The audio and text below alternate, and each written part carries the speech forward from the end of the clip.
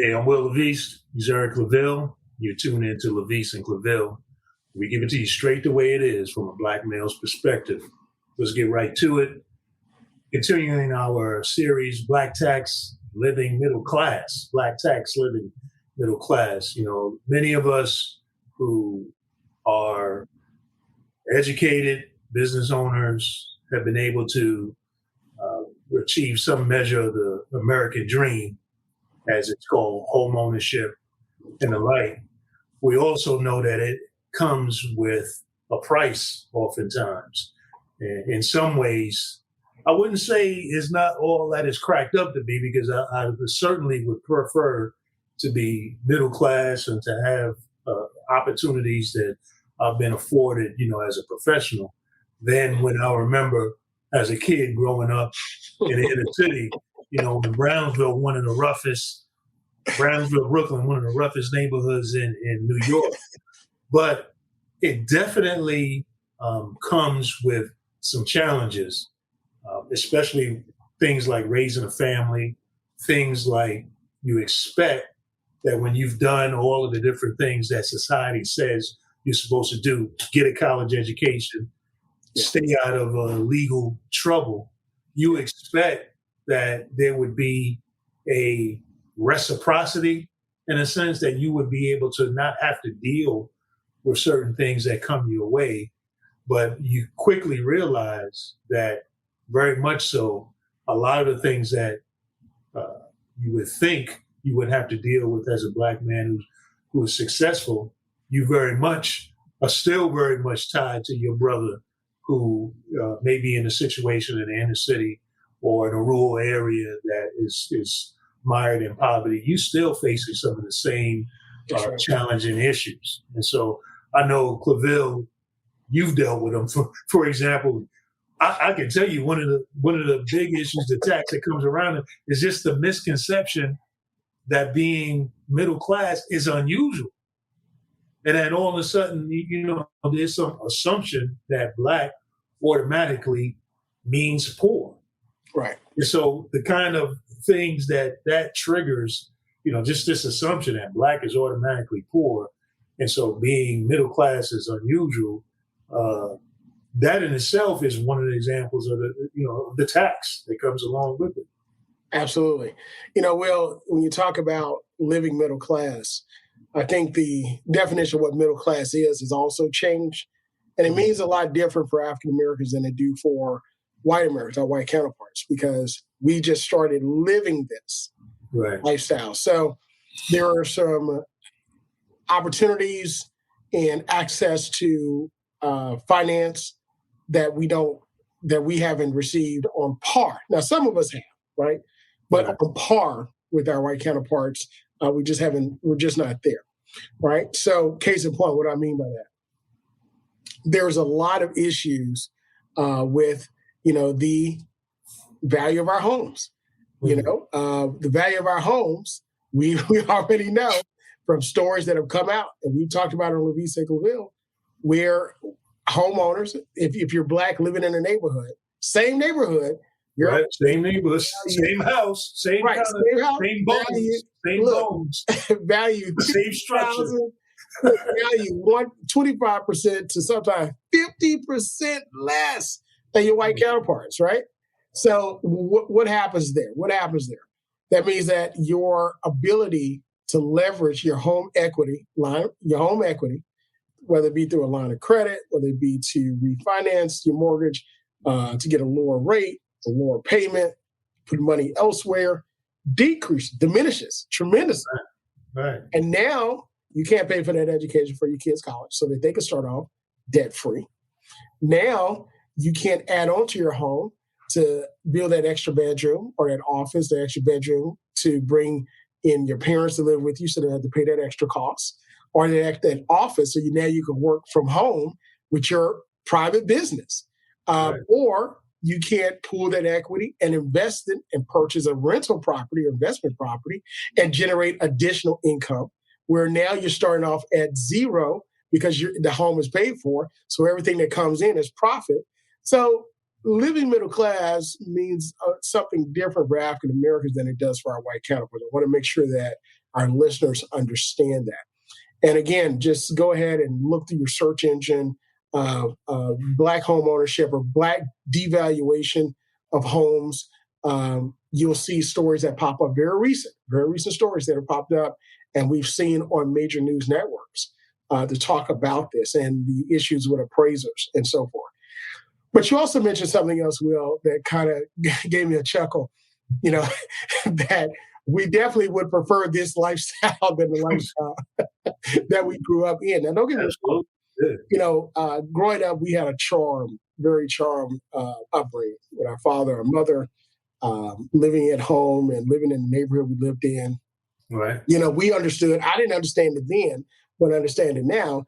It was a neighborhood going through a transition, integration. So you had Black families, and again, I emphasize families, mother and father in the household, that were getting benefits from working, being able to be hired on jobs that the white counterparts were hired on. Matter of fact, my father had to join into a lawsuit in order to get hired permanently with the city where he grew up and retired from that job, worked that job for almost 30 years, retired from it. Our mother worked at the best private company, big employer in the town, and had some of the best benefits that any employer would have in there.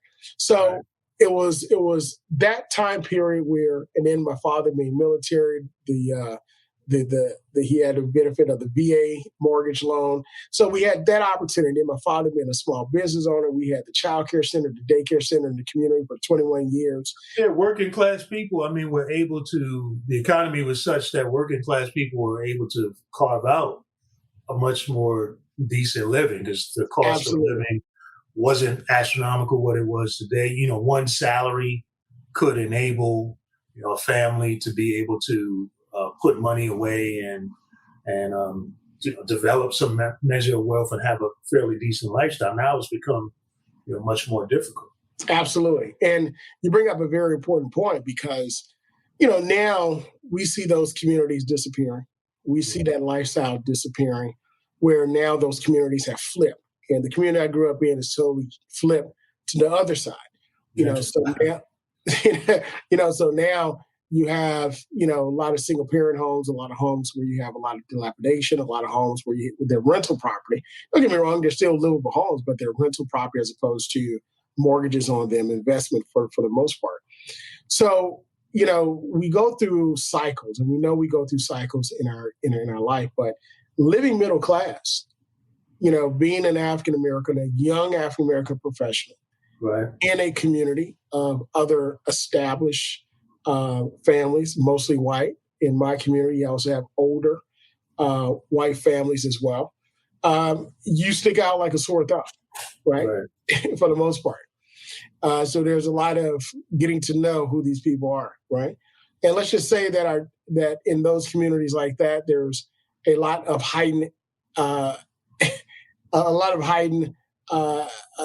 noticing or being inquisitive, of who you are and things that you do, until you again create relationships and so forth and the like. And, well, that sort of goes back to, again, what you pointed you made earlier when you talk about the housing values, which harkens back to what I said about this assumption that Black automatically means poor. So even here you are, a professional, you find yourself having done the things that society says you're supposed to do. There's still this assumption that you can't possibly really deserve to be here or really own that home, or because being Black is not supposed to equal you being able to own this home.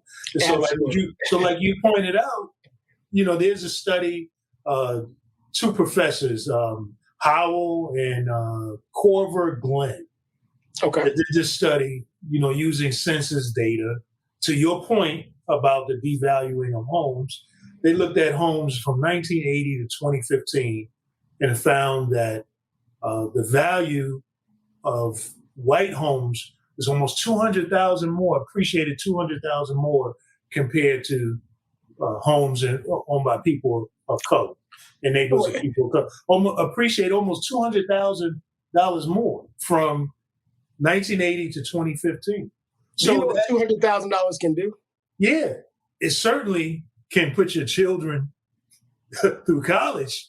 It certainly can put them through college debt free and enable you to be able to give them a down payment on a home. So again, it's this assumption, and a lot of times these homes are the same homes, built, same buildings, same floor plan, built in these different communities, but this assumption that Black is less than, that Black is automatically poor, comes into play. And like you said, it also plays into suspicion. How are you here? How are you doing this? There's this assumption that somehow you don't deserve the hard work that you put in to be who you are, to achieve the things that you achieve. Somehow you're not deserving of that. Somehow you didn't really achieve it honestly. Somehow it's like this cognitive dissonance that goes on. It's like you can't. All of my life I've been taught that Black equals poor, Black equals underachieving.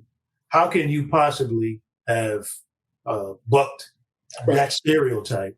Exactly. So now you get this, like you said, you get all these outgrowths, you get all these things of distrust, these second looks that go on in the neighborhood.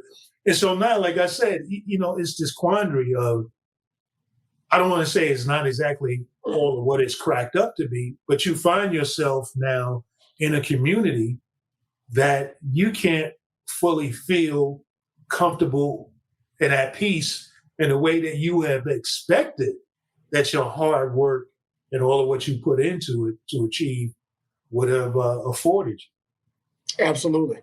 And with that, you also look at a diminishing of your value and what you've accomplished as well. That takes place through discriminatory means where, maybe you got this because somebody gave it to you. No, we work for this. Even if we had the opportunity to go to the university that we went to, we still had to fight the practices that tried to keep us out, tried to keep us from achieving and the like. Man, both of us have doctorates. They're not giving doctorates away. I don't care who you are. They're not giving us away. Not in this country. Look, you got to pass that certification. You got to pass that dissertation. You got to pass that licensing exam. Right. You got to pass all of that before you get to that point. So, listen, you and I, we're cut from a different cloth, right? So, sticks and stones will break our bones, but words, they hurt, but they ain't gonna hurt them. But they ain't gonna stop. No, I'm not gonna get caught in my feelings because of what you said and what you think. And in fact, like you said, I'm thankful for the kind of upbringing that we both had, where our parents helped us to understand that, look, people's negative perception of you is not your fault or your problem. It's more of a reflection of their own low self-esteem, their own insecurities about you and your presence and what it means for them. Anyone who is really secure in themselves doesn't have a problem with chopping it up, with being in the same space, with interacting with somebody else who has achieved as well. And so, we've experienced, that as well. But, I think about, again, talking about the upbringing, one of the challenges that I know that I found was, again, having been raised in an inner city, tough neighborhood, certain lessons and certain survival skills that you learn in that kind of environment, right, are not necessarily transferable when it comes to raising a family in a suburban, middle class community. And that's some of the things that I saw, man. You had to dial it back a little bit. Yeah, raising a family. I talk about, I often laugh about things like as simple as, leaving the garage door open. And I'm saying, look, no, you don't leave the garage door open. And my kids looking at me like, why are you tripping, Dad? We in the suburbs, and they would say things like, you're not in the hood. But you and I know better. We know that in every community, there's crime and there's break-ins and there are things that are going on. So it's like, again, one of the benefits that we have of coming up in that kind of environment is that we have an understanding that, look, people are people.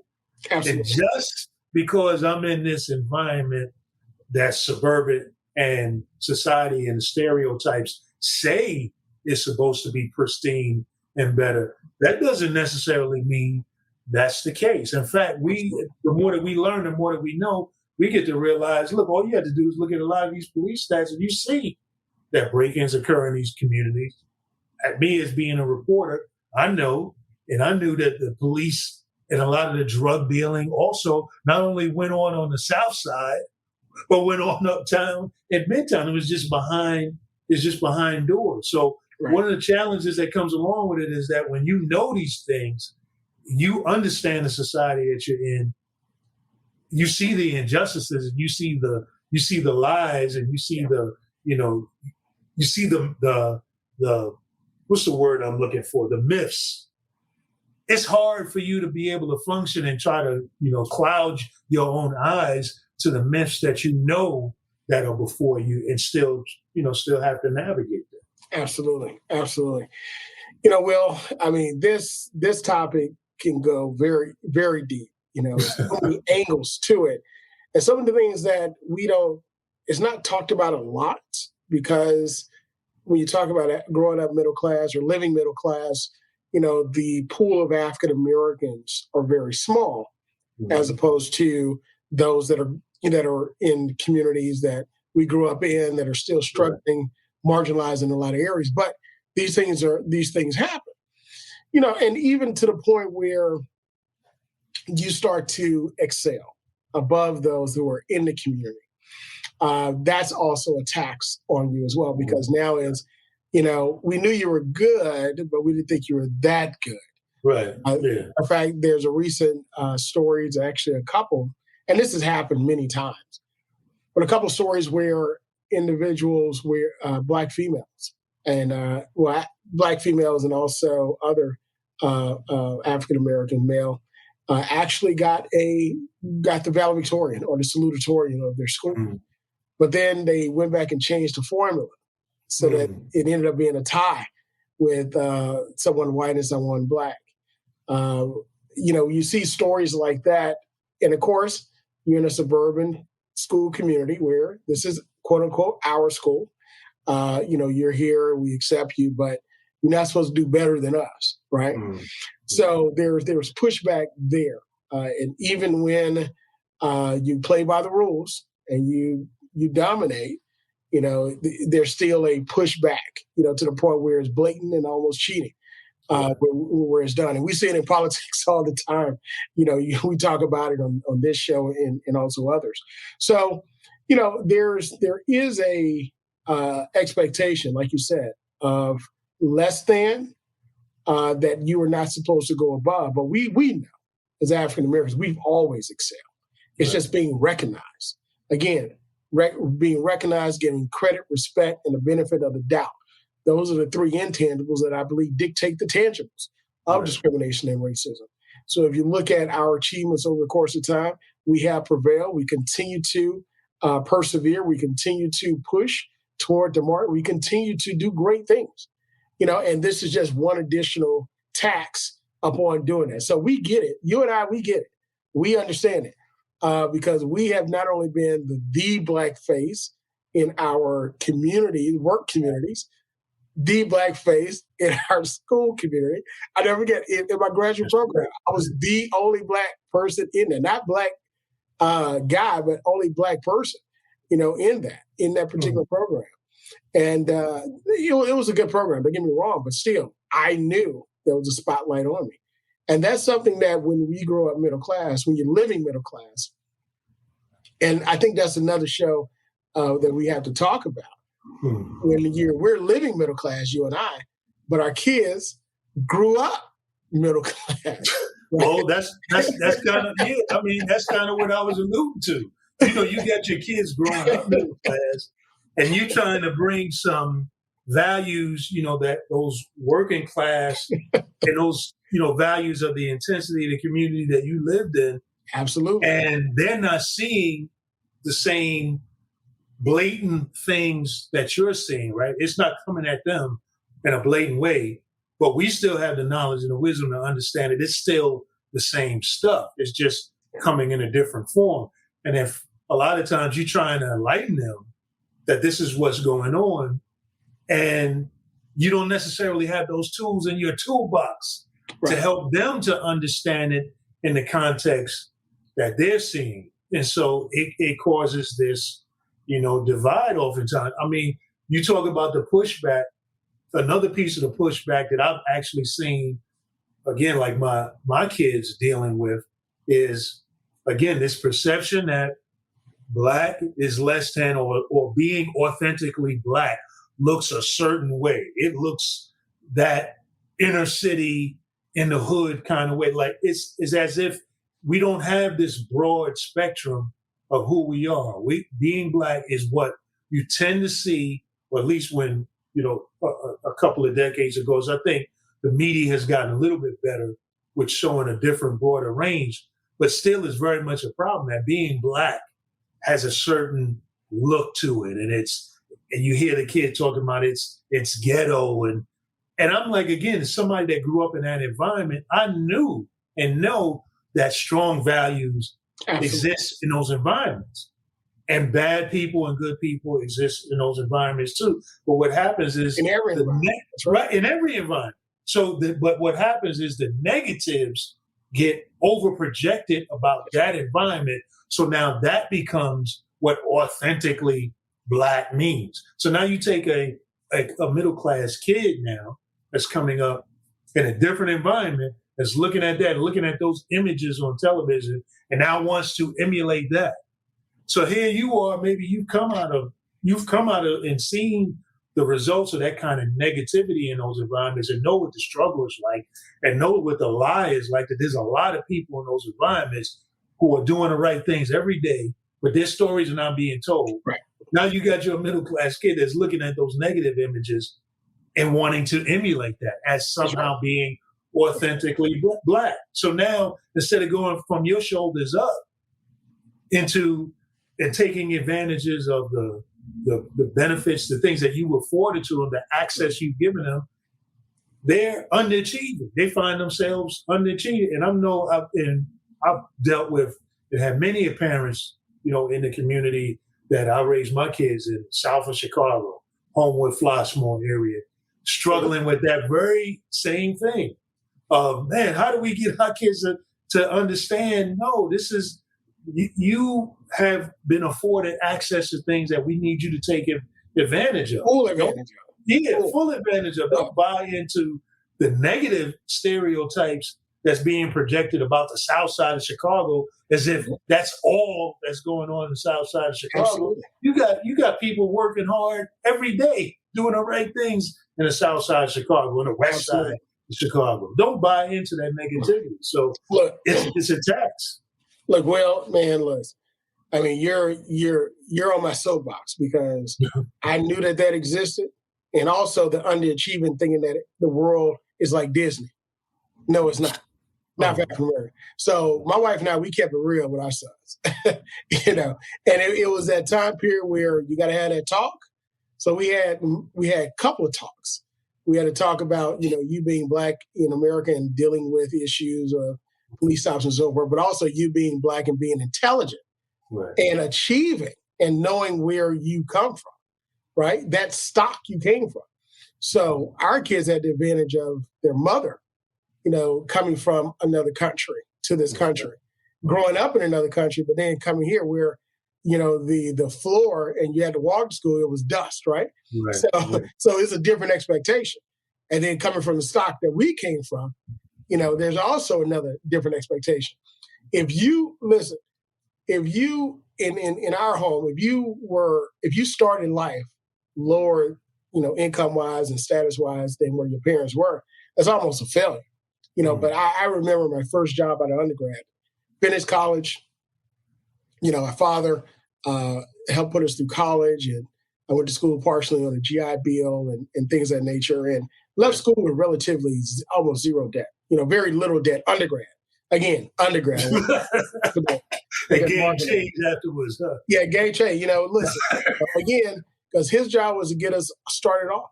Right. He gave us a phenomenal first start. As a matter of fact, I teased my wife because when we married, we didn't have any kids, and we both had great jobs coming right out of college, and I mean, look, we were traveling out of the country and all that stuff, but kids change that, priorities change. But my point being is, the first job that I got out of undergrad, just finished school, just walked across the stage, get a contract in the mail, agreement, and so forth. The salary that I started is the salary of my father retired. Wow. That's shoulders up, shoulders on up. That is the mark of shoulders up. Right. And when you talk at that time, it was early, it was late 1990s, early 2000s, where they, corporate America was, I had a car, had expense account, they paid gas card, insurance. Matter of fact, the car that my father was used, I had to give that back because I had no room for it. I mean, I had, and it wasn't just any car. It's like, here's our fleet, pick your vehicle out, right? So all these things, I saw it, and it made me sit back and say, wow, this is what it was all about. So I took that in part and started, that's where you got to go. So I told him, I said, listen, you won't borrow a dime or penny for school. There's too much money, because we know now, you and I, we know where that money is, Will. They should be getting it. We know the programs that they should be in and what they should not be wasting their time doing. Exactly. And then giving them, again, you talk about those real life examples, being honest with our kids. This is what it's going to be like, the good, the bad, the ugly, and the failures, the success, so that they can have an honest start, so that they can not live middle class, but they can live rich, right? So that's the next step. What is rich? And of course, we know in America, we value rich, by finances, but it's about living a rich life, and having more than you need, so that you can be able to do more than we did and more good, which is the rent that we pay, service, the rent that we pay on this earth, Will. Right. And you point out the thing of shoulders, going from shoulders up, is another one of the challenges, because we're now at a time in society that across the board, this is the first generation that's coming along now that may not do as well as the generation that preceded it. Right. So for us, as you mentioned, a lot of the Black community came into middle class in around the 70s is when it started, as a result of the civil rights movement and bills that were passed, that led to opportunities to go to college and so forth, Absolutely. more affordable. And so now, just here we are in 2021, a couple of generations afterwards, facing the possibility of these next group coming and not doing as well as their parents or grandparents. And that's another part of the taxes that, again, we see, unlike our parents, didn't have a lot of knowledge or access to certain things and where things were, pointed us in the direction of education and said, I may not know what's on the other side of that door, but I know the answer is in that door. We were able to get inside the door, inside the room, and see and get an understanding of the things that need to be done to achieve. And then, as you said, a lot of cases where society is going, some of these gains, some of these goalposts are now being moved. That's right. It's like, okay, so if the things are being moved, and we need to be agile and be able to adjust and see what's going on. And our children, if they get too caught up into the nonsense and the distraction and all of this stuff that you get projected to the media, and these lies about what is really going on, and just these certain examples of what Blackness is supposed to be and all of that, that's right. You start to lose sight of being able to take advantage of the things that are before you. So it's very frustrating as a middle class Black parent when now you have the knowledge and understanding of certain things that our parents didn't have the advantage of. You're trying to impart it. The goalposts are moved. you still got to be able to adjust on the fly. And you wonder sometimes, man, are our children, the next generation, going to be prepared to be able to take advantage of these things? So it's disheartening. And I didn't even forgot to mention that we need to be planning to finish well at the same time, planning for retirement. So how do you do all of this at the same time? That's right. It's challenging. It's challenging. And Will, that's funny you mentioned that because, we're headed toward that stage where it's time to refocus on us, and not just us, but our children's children, right? So, learning, we learned early on, I was very fortunate to have someone in my life that really taught me about the power of life insurance and how you could position yourself, for, a better life for your children, but also for yourself when it comes time for, hey, maybe, in end of life decisions or, in healthcare and medical needs, but also if you want to finance some things for yourself, because you mentioned that $200,000 gap. We talk about education, but also you're also talking about being able to purchase outright a retirement home for you and your spouse. Yeah. And then sell that property and still have some profit left while you purchase your retirement property to live well with on top of your retirement income. So all these things we're learning now. But again, you learn better, you do better. And the key is to pass it down and part that up on our children, and also put some legal measures around it, such as a trust and some marks in order to access that. To guard against their nonsense. To save them from their own natural minds. Exactly. You say nonsense, but I'm going to talk about that we talk back in you and our neighborhood, that foolishness. And to guard against that. But again, this has been another great discussion about the Black tax.